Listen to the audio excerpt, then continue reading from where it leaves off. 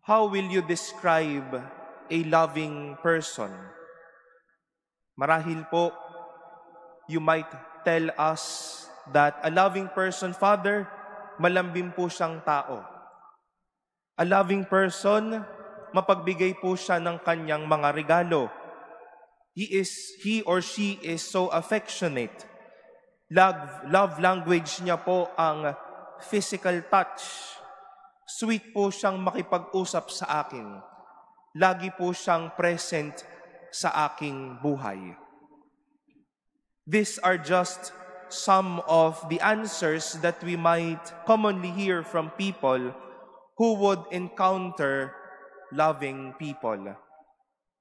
But my dear brothers and sisters, our readings today would like to invite us about this fact that people who love the most tell us the truth all the more. Ang mapagmahal na tao o ang nagmamahal na tao, hindi itatago ang totoo, kundi mas lalong magpapakatotoo. St. John would like to remind us that Jesus loves not only by saying the word, but by also living with it. And how did he live with it? We have heard it from St. John, by loving in deed and in truth.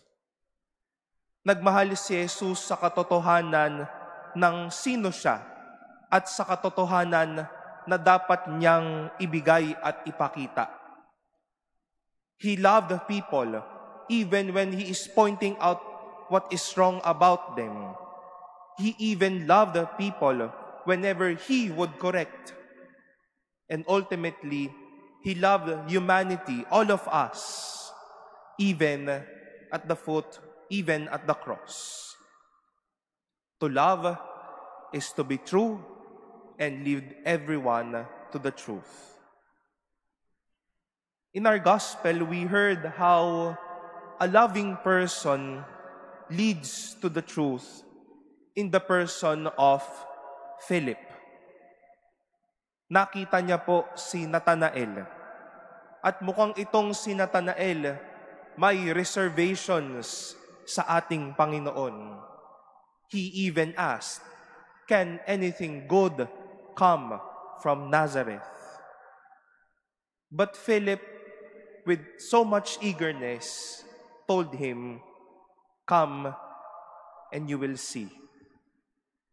And we can see how love here is expressed with the eagerness to see what is the greatest and what is true.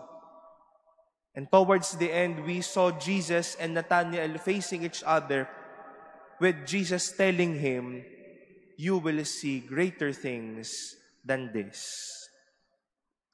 People who love the most tell us the truth all the more.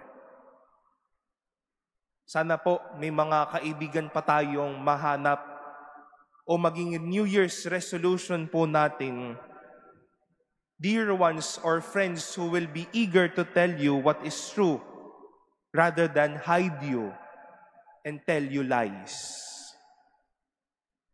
Sinasabi po ito ng mga kabataan, yung mga taong mahilig mang real talk. Philip was so eager to let Nathanael know Jesus. Philip was so eager to invite Nathanael, break his idea and even his notion about someone coming from Nazareth. A wrong conception about Jesus, and his eagerness to let Nathanael face the real Jesus. At sana nga po, may mga ganyan tao na magsisikap tayong sabihan at dalhin sa totoo at hindi sa pagtatago. People who may be so reserved and would not mind telling you what is true, and even to share to you what is best for you, may not really love you. But the one who loves the most is eager to share what is best for you and for you to see greater things. Sabihin na po natin, ang mga mapagmahal na tao, handang mansampal ng katotohanan at ng mga magagandang bagay kaysa lokohin ka at paikot-ikutin ka. My dear friends, as a loving person, may we not only be affectionate, but to be real talkers. Because people who love the most tells the truth all the more.